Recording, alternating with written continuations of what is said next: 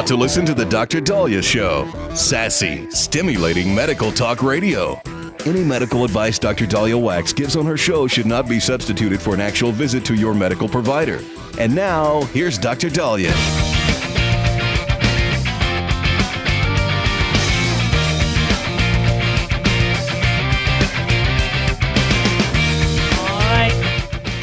We are back on the Dr. Daliah Show. Thank you all for tuning in. 1-877-Dr. 1-877-DOC-DALI. And well, as if we don't have more important stuff to talk about, still the biggest headline of the day is what happened with that Atlantic journalist getting added on to a Signal text chat between some of the highest of Trump's cabinet members discussing Houthi rebel attack plans that happened when the U.S. Launched retaliatory attack on March 15th.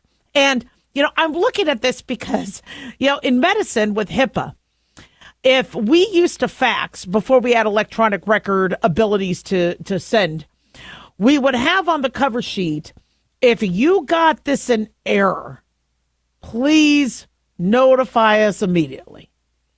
There's sensitive material here. We need to know if we made a mistake. Notify us as soon as possible. Now, this was a screw up. What happened with this Signal chat? There is no excuse for somebody adding a journalist. That was lazy. It could have been the scroll down. It could have been Mike Schultz or whoever was just trying to get, the group, I guess, assembled on this chat, and they hit the wrong person. Yeah, it happens. But it was a mess up. It was a mess up. There was classified information. It wasn't necessarily war plans. They were talking about the attack, most probably the March 15th attack. And so there was sensitive information. Right? And it was a screw up. Absolutely. That shouldn't have happened. So do we move on? Do we keep hashing it out? A mistake Pete Hegseth and the cabinet members did is they should have immediately said, my bad, we're going to look into this. Oh, and let's move on. Instead, Jeffrey Goldberg, got accused of making stuff up, being anti-Trump, and they're like, he's BSing. Well, then he turns around today and publishes the whole text chain. So my take home from this one is if you do make a mistake, own up to it. Number two is if you are a part of a mistake, you might want to let them know early on.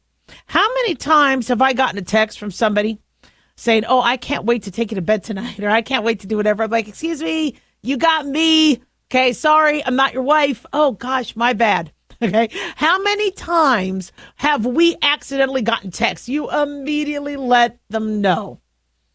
That especially if you're on, but I get it with journalists. This is juicy. He now has gotten worldwide popularity or notoriety from this.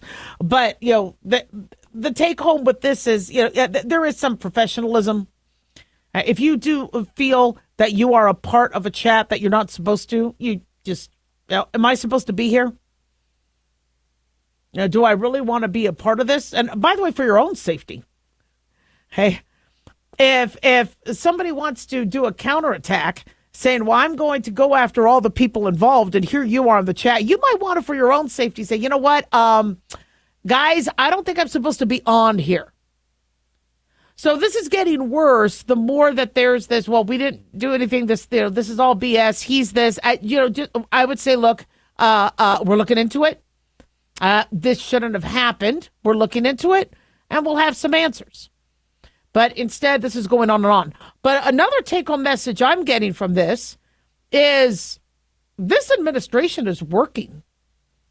I have never seen such work and work ethic. And I know some of you who don't like the Trump administration would laugh at that, but after coming from the last 4 years of no communication, people didn't even know if our defense secretary was in the hospital or not, getting prostate cancer treatment. I mean, it was, I don't know. We don't know. I mean, at least there's communication. At least people are being organized. At least they're communicating with each other. Personally, I think those things should be done in person, but I understand at this day and age where everybody's all over the place.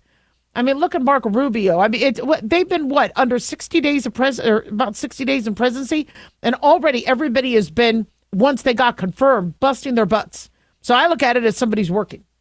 But, the mistakes happen, and I have said this from the beginning. We really have a half-assed epidemic where people are doing things half-assed. And this shows how just the minute, simplest mistake could cause such a headache. Now, is everybody okay? Everybody's fine. I mean, except the attack still happened. I am sure this is a blessing in disguise because now everybody is tightening up the tech they're using. Also, it exposes our vulnerabilities where, one, journalists are not going to have the integrity they should, saying, guys, I accidentally got this. Are you sure you wanted me to get this? And it also shows our vulnerabilities of how somebody could hack and then add individuals into our tech messages and that. So I think this might be a blessing in disguise. And, I mean, nobody's perfect, but, doing things half-assed will come back and haunt you and will be a headache. But I think it's time to move on. Bashing the journalist turned out to now I'm just going to show everybody that, you should have day one said, hey, guys, are you sure you want me on here? Now, I'm sure they would thank you. And you could then tell everybody, if you really want your credit, hey, guys, I was on a group chat, but I did the right thing. See, to me, I'm like, he did not do the right thing. Having to now blast everything to prove that he is not, this is not a hoax. It's just, to me, very, I don't know, it's yellow journalism. And yellow journalism doesn't have to mean it's fake. It means this is showing the jaundice of something that really doesn't need to be elicited. The Trump administration is going to screw up. There's going to be mistakes, just like the Biden administration. Okay? Own up to it, move on, and tighten things up. 1-877-DOC-DALIAH.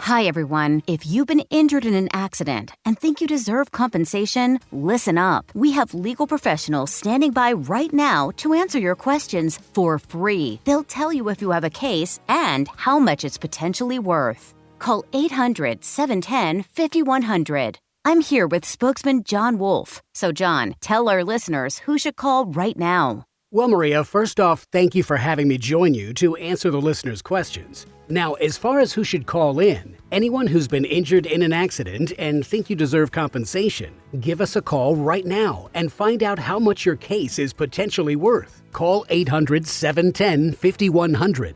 Thanks, John. You heard it, folks. If you think you deserve compensation, call now to find out how much you qualify for. 800-710-5100. Advertisement sponsored by Legal Help Center. May not be available in all states. At Hot Shot Secret, we share the science behind common diesel problems. For example, diesel fuel cetane levels. The cetane rating in diesel fuel is 42 to 45. Most diesel engines operate more efficiently with a cetane rating of 48 to 50. One treatment of Hot Shot Secret Diesel Extreme will raise your cetane 7 points, increase fuel economy, and improve cold starts. Hot Shot Secret Diesel Extreme is available nationwide at truck stops, fine farm and auto stores, and online at hotshotsecret.com. Hot Shot Secret, powered by science. In a study, it was found that 33% of 44 herbal supplements had no trace of the advertised herb. Don't let that happen to you. Hi, this is Dr. Mitch. If you want to ensure quality, please go to totalwellness.com. Supplements made for physicians only now available to you too. Totalwellness.com, helping you to look good, feel good, and enjoy total wellness.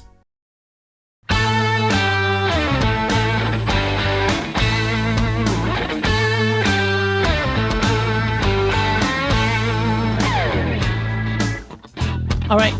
We are back on the Dr. Daliah Show. Thank you all for tuning in. 1-877-Dr. Daliah, 1-877-DOCDALI. Big thanks to Talk Media Network for making the show happen. Big thanks to Daniel, our producer, and big thanks to you all for tuning in. We really do appreciate it. Don't forget to follow us on X or Twitter at Dr. Daliah, Facebook, The Dr. Daliah Show, and on YouTube. Click like and subscribe. So Coca-Cola has now recalled thousands of cans due to a potential contamination. The FDA has recalled 864 12-packs of Coca-Cola sold in 2 states earlier this month. And on Monday, the agency classified it as a Class 2 recall, which is a situation in which use of or exposure to a violative product can cause temporary or medically reversible adverse health consequences, or where the probability of serious adverse health consequences is remote. But it's still a serious recall. This is being reported by USA Today. It affects actually more than 10,000 cans of Coca-Cola because they had been contaminated with plastic. The FDA has not necessarily disclosed if there were any injuries or illnesses. Thus far, we haven't heard of any, but once, obviously, that information comes up, they'll post that. The recalled beverages were bottled and distributed by Ray's Coca-Cola Bottling, LLC in Milwaukee, according to the FDA. They said Ray's Coca-Cola Bottling is voluntarily recalling these 12 packs and 12-ounce cans in both Illinois and Wisconsin. We believe those are the only 2 states which got affected. They say the cases are being withdrawn because they did not meet our high-quality standards. Well, yeah, if there's pieces of plastic in them, don't drink them. They're taking voluntary action because nothing is more important to us than providing high-quality products, they say, to the people who drink the beverages. So Illinois and Wisconsin, for now, are the ones affected. We don't have the specific product codes, but definitely go to the FDA website. You know, I am glad the company is on top of this and the FDA is on top of this. I am sick, though, of hearing all these different recalls. I think there's a coffee recall also we're going to be talking about later, where some of the coffee was labeled as decaffeinated. I believe it had caffeine. We have got to stop the slip shot stuff. Now, I understand we're using machinery, and we don't necessarily make every single bottle of can of Coca-Cola by hand. I get that. We are relying on machinery, assembly style type things, computers, tech, robotic arms. I get that. But, you know, there are supposed to be safety measures in place to make sure these things don't happen. And you need to be aware that every time you open up a bottle of soda, you know, or eat food or something, that, you know, you trust that everything should be 100% perfect, but understand that it might not be. So if at all you do see anything awry, make sure you report it so that you could protect others. 1-877-DOC-DALI, 1-877-DOC-DALI. I am really excited about our guest coming back on. National Vietnam Veterans Day is March 29th. And this April marks the 50th anniversary of the war's conclusion. Joining us today is Monica Mahindra, Director of the Veterans History Project at the Library of Congress. As you know, the Veterans History Project hopes to preserve the stories of all veterans, and at this time is particularly calling upon Vietnam vets and their families to share their personal stories as part of our national record. Welcome back, Monica. Thanks for having me back, Dr. Daliah. Oh, man, I love what you all do, and thank you. So, yes, talk to us again about what the Veterans History Project is. Well, you might recall when I spoke to you last, it is actually 3 things in one. It is a national effort created by Congress in 2000 through unanimous legislation and, over 238 initial signatories from that esteemed body to create this mandate, this mission for all of us to collect, preserve, and share the firsthand experiences of U.S. military veterans. And because it's been around since, almost 25 years, that directive that is ongoing that we do today is also an archive that is housed now at the Library of Congress of those U.S. military veterans, of those who served from World War I through the more recent conflicts, 121,000 of those stories and growing. And finally, wow. The third thing it is the opportunity for your listeners to be part of history by sitting down with a veteran in their life in their community, gathering that story, recording it, and submitting it to our nation's library, the Library of Congress. And I'm so glad you guys are doing this. I mean, look at this, the 50th anniversary of the end of the Vietnam War. It blows my mind. It's been 50 years, but wow. And so commemorating this is also a huge goal of yours. Absolutely. As you know, we've been around and at this for a number of years. We've been looking at these milestones for the Vietnam era veterans. Fortunate to have worked with the National Vietnam Veterans Commemorative Commission. We already were started on this path. They have recorded for us over 800 Vietnam veterans across the country, but we're really hoping individuals will take this moment now as we mark this 50 years since the war's conclusion to stop and think about the Vietnam veterans in their lives, connect with the stories we already have on the Library of Congress website at loc.gov/vet for veterans, VETS, but also to then take that impetus to think about who are the Vietnam veterans in their lives and make sure we have that story. We're talking to Monica Mahindra, director of the Veterans History Project at the Library of Congress. You know, I've really advocated with my patients to talk to their family members and put their stories down for their future children, grandchildren. We can't overemphasize how important it is to collect these stories now. It's true. If you think about this 50 years and you think about what a crucial moment in time we are. Vietnam veterans are now in their 70s and 80s, and we need to capture these stories. They often have been hesitant in the past to share their experiences. It might be because they didn't get the right set of questions and the right respectful moment to stop. Maybe they have painful memories of the reception they faced when they returned. Maybe they're still returning, to be honest. VHP, the Veterans History Project, creates this serious moment of purpose, this vehicle, to share with the person who's helping that veteran to gather their story, to share a respectful space, to preserve that veteran's first-person perspective of their service, their sacrifice, their military experience, so that we can all better understand that service and how it connects not just to our past history as a nation, but also where we are headed. Great. And so where can the my listeners see the collections? I know it's a part of the Library of Congress. How can they access that? There are a few ways to do it. Probably the easiest is to hop on the website, which is LOC for libraryofcongress.gov for government, GOV, /vets, VETS for veterans. So LOC.gov /vets, VETS. And there you can find your way to an incredible database that's pretty granular. You can type in search terms of location, somebody's name, the type of service, maybe a battle or a ship that they were on, all different ways. You can look up themes of service. You can see unmediated directly from them, but you can also find, particularly for this commemoration of Vietnam, we have 3 online exhibits relating to that service, everything from the personal snapshots of those who served in various capacities in Vietnam to a retrospective to the collections of those who were in country. So we have that available as well. Check us out on social media. We have a really fantastic blog at American Folklife Today, the Veterans History Project, and social media on Facebook and through the Library of Congress's Instagram. We are often sharing specific stories of Vietnam and other veterans. So please come check us out there. And if you have the chance, come to the Library of Congress, your library in Washington, D.C., and let us know you're coming so we can be sure that we don't have an event or something happening in that moment. But come check us out in our Information Center for the Veterans History Project, get a reader's card, and do research yourself in the American Folklife Center Reading Room, where our collections are served to researchers using this for everything you can think of, from, books to films, exhibits, even family members just trying to learn more about their veterans.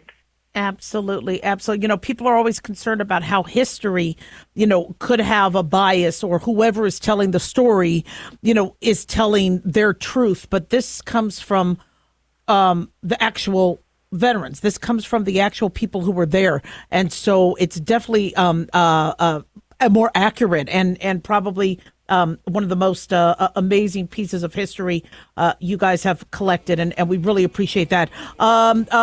Looks like we're out of time. Thank you again, Monica Mahindra. One more time, how can our listeners go for more information? Thanks, Dr. Daliah. They should join us at LOC for libraryofcongress.gov for government/vets, VETS for veterans. Awesome. All right. Can't wait to have you back. God bless, and thank you for all you do. Thank you. Take care. Don't go away, guys. We'll be right back. 1-877-DOC-DALI. Dr. Daliah here. Are you tired, burned out, gaining weight, succumbing to the daily pressures of life? Well, how's your dopamine doing? How you feel right now, how you'll feel an hour from now, and how you'll feel next week is completely reliant on your dopamine. Our daily motivation and willingness to push through challenges depends on the intricate chemical process dopamine provides. Christian Kalikas and I created Deploying Dopamine, a book that tells you what dopamine is, when it dysfunctions, and how to successfully deploy it when needed. Find Deploying Dopamine on Amazon today. Check it out. Carl Amari here to tell you about our newest website for old-time radio lovers. It's 100radioshows.com. At this site, there are 5 old-time radio shows waiting for you to download free as our gift to you, and be sure to browse the additional 700 old-time radio shows available to you for 70% off by using the promo code RADIO at checkout. This is a limited-time offer, so log on to 100radioshows.com. That's 100radioshows.com.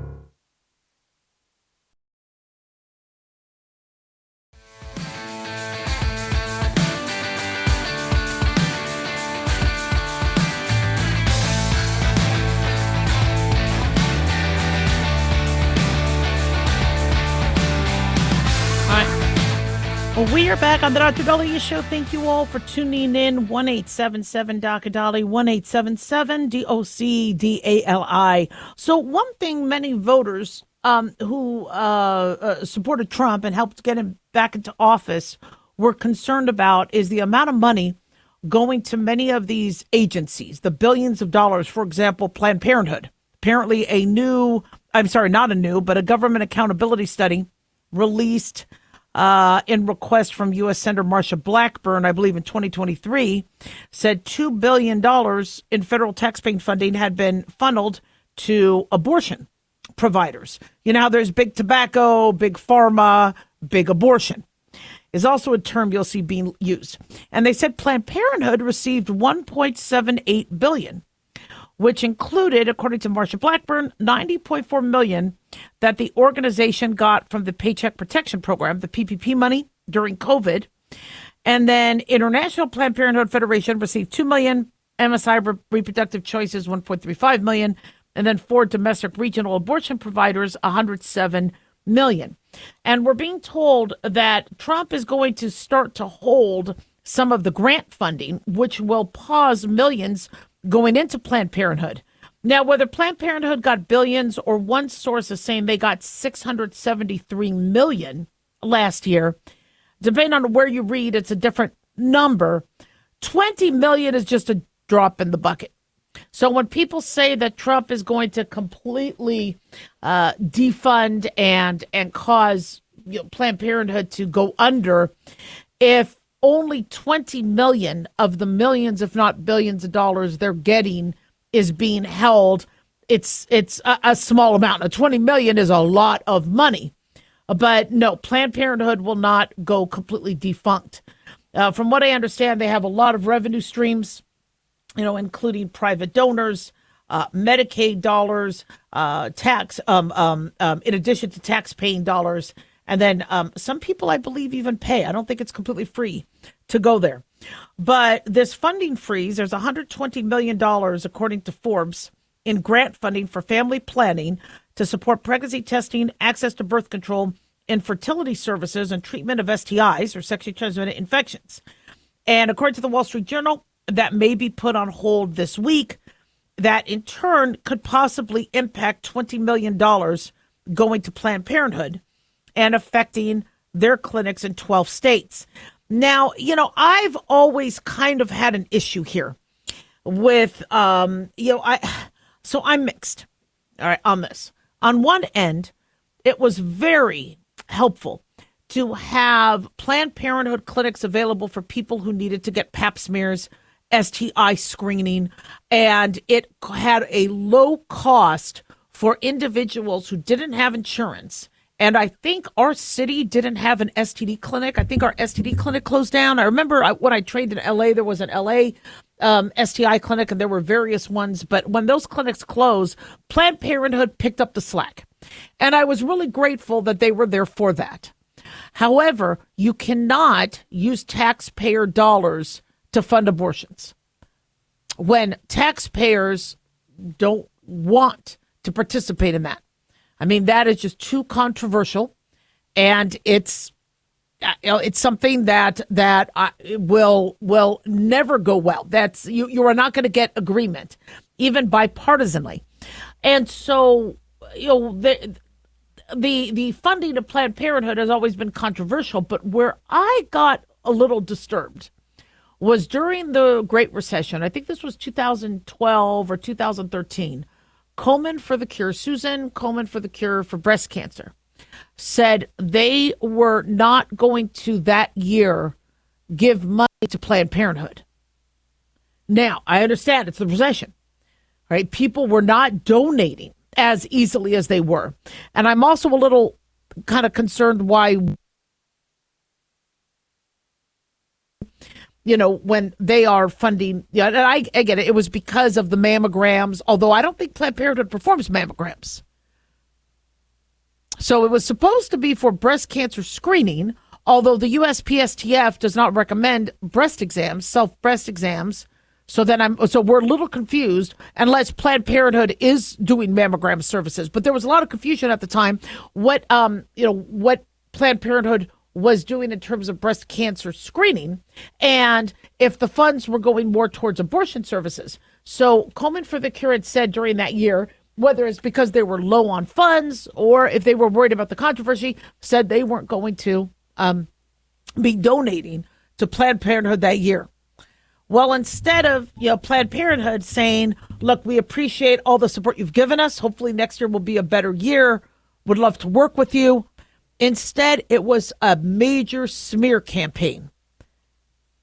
And there were reports that Planned Parenthood went to Congress to put pressure on Komen for the Cure. Now, I understand all this is coming from the media. And I wasn't there in Congress to actually witness what happened. But there was an immediate turnaround where Komen for the Cure said, well, we'll give you money this year. And that rubbed me wrong. That really rubbed me wrong. And that's when I realized Planned Parenthood has a lot of power. I thought they were just medical clinics there for people. Whoa. And they really have a big hold on Congress. Now, if Planned Parenthood is USA Medical Clinic, then name it that. Don't let it sound like you're your own private entity. If Planned Parenthood is basically USA, medical clinics, then that's fine. Let us know. Just again, don't use tax dollars for abortions. You could use it for the birth control. You could use it for STI screening. We appreciate a lot of the services Planned Parenthood does, but you just can't, make taxpayers use money for things that they don't find ethical to them. You could use other funding. You could use all the private donations for the abortion services, and then you could use all the government tax paid for all the medical. Even though, yes, some people could argue an abortion is medical. But, defunding Planned Parenthood has been a big call on the GOP side because of the political power they hold. And because of, remember there was some, there was like a sting operation that elicited and uncovered, fetal tissue research. And it really, started to, and again, you're all innocent until proven guilty, but this is something that has kind of made people question, what are we funding? And don't get me started on all these universities getting billions of dollars. I'm just blown away at that.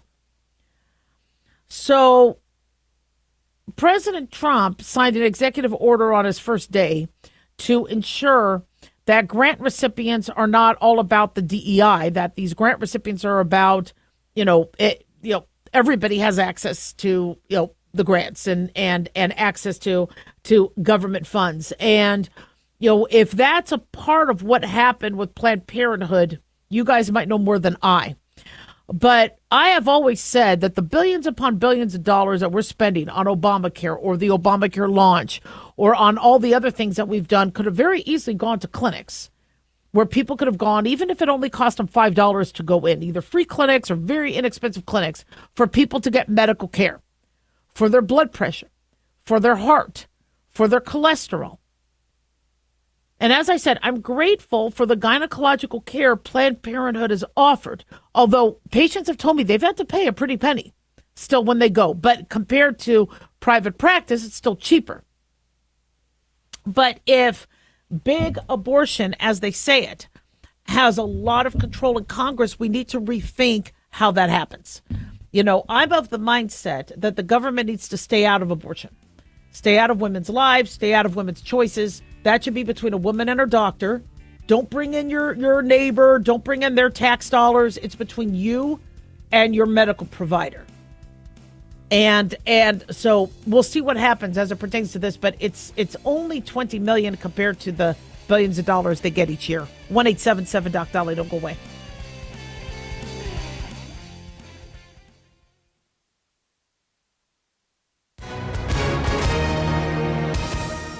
Hi, everyone. If you've been injured in an accident and think you deserve compensation, listen up. We have legal professionals standing by right now. They'll tell you if you have a case and how much it's potentially worth. Call 800-910-7500. That's 800-910-7500. Call now to find out how much your case could be worth. Advertisement sponsored by Legal Help Center. May not be available in all states. In a study, it was found that 33% of 44 herbal supplements had no trace of the advertised herb. Don't let that happen to you. Hi, this is Dr. Mitch. If you want to ensure quality, please go to totalwellness.com. Supplements made for physicians, only now available to you too. totalwellness.com, helping you to look good, feel good, and enjoy total wellness. Self-reliance. It's not a phrase we hear much in our culture these days. It might conjure up images of pioneers, the West, rifles, strapping men, and strong women. But what does it mean for us in today's world? The New American Magazine has just released its latest collector's edition, Self-Reliance, Foundation of Freedom. In it, the New American authors outline the necessity of self-reliance for a free people, tips for self-reliant living, and the importance of not giving up hope. This unique edition includes articles on the self-sufficiency of the founders, preparing for a worst-case scenario, firearms, financial self-reliance, the importance of community, and many other topics by expert writers. Now, for a limited time, the New American is offering a bundle of 3 collector's editions, Self-Reliance, The Great Reset, and Trump World, for just $19.95. Available at shopjbs.org. Visit shopjbs.org today.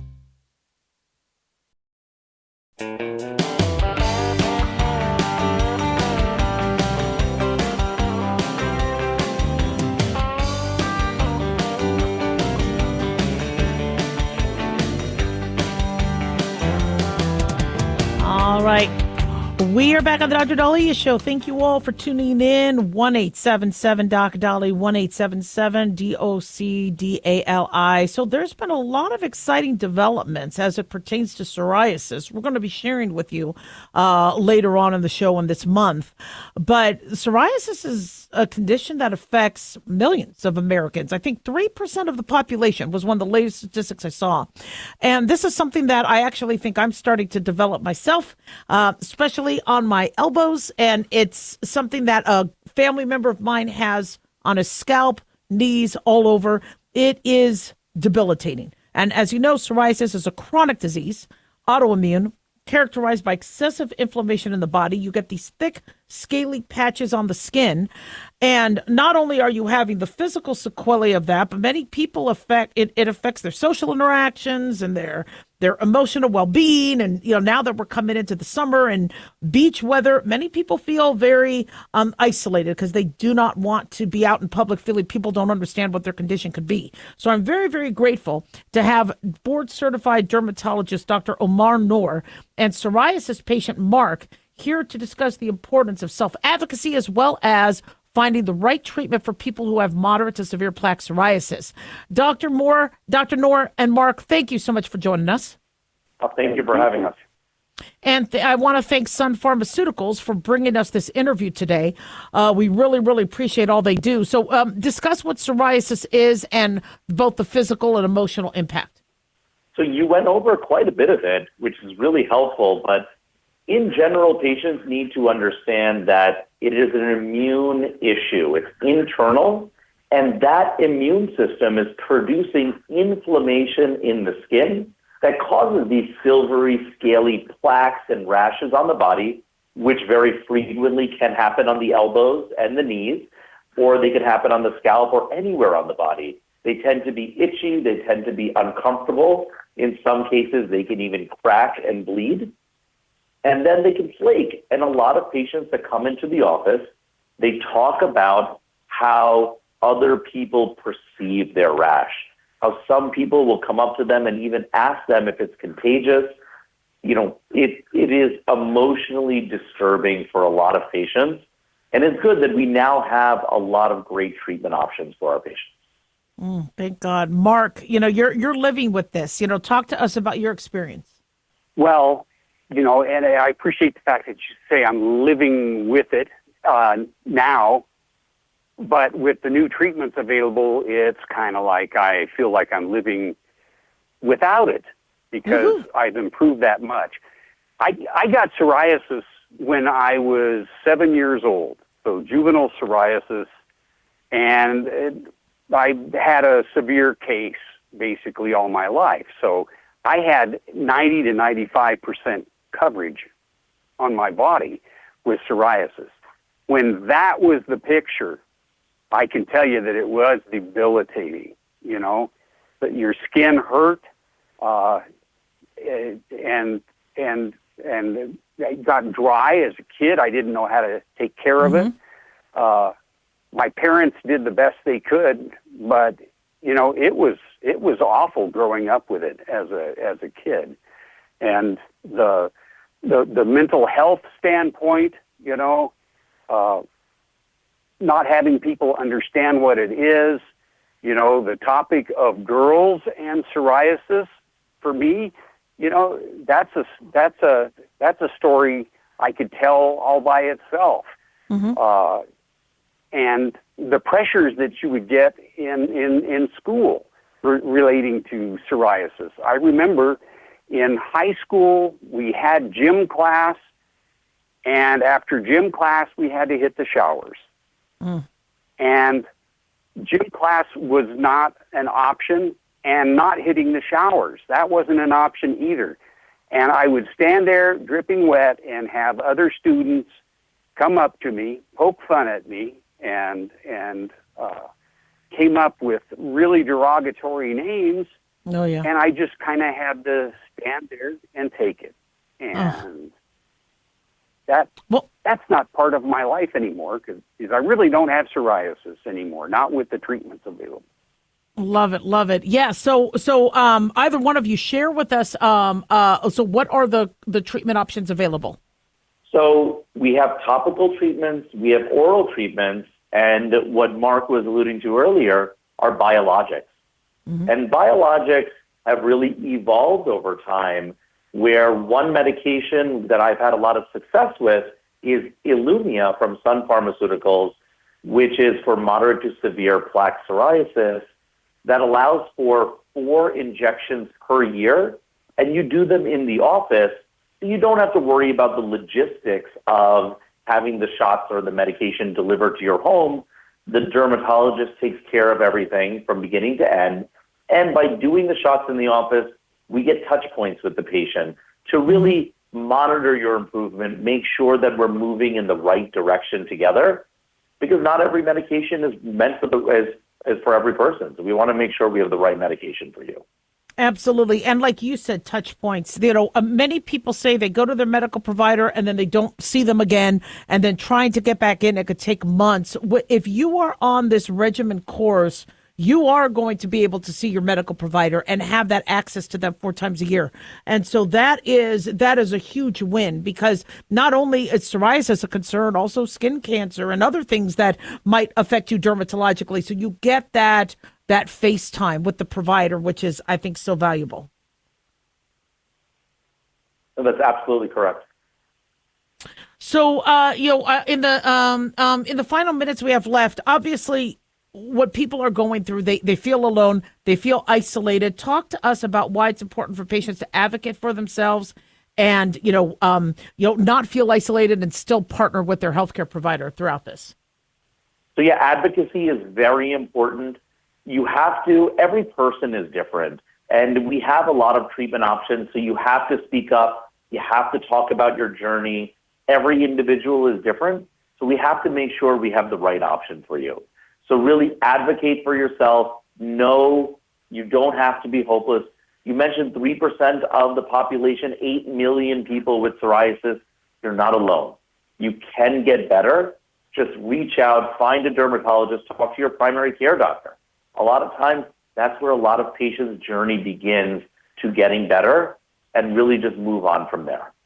And, one thing I want to say that I think has helped is, you see these commercials, for people with plaque psoriasis, and it reminds others that that's what they could have. I mean, I remember when I was younger, people were saying, oh, maybe that person has leprosy. And I'm like, no, that's not. That's a skin condition. And educating the public is huge. That's what our show tries to do, and that's what you all have been doing. And so I think, once we kind of raise that awareness, hopefully people will feel less isolated, less bullied. And the fact that we do have treatments to make you feel that you can, overcome this. Mark, hearing that you feel like you are, overcoming it and have overcome it is so heartening to hear. So congratulations on that. Yeah, thank you. It's great. I never imagined that it was possible. Oh, all right. So Dr. Noor, where can my listeners find out more information? Illumia.com/I love ya. ILUVYA. Oh, I love that. Mark, Dr. Noor, God bless you. Can't wait to have you back, and thank you for all you do. Thank you, too. Thank you. Take care. All right, guys, don't go away. We'll be right back. 1-877 Doc Daliah.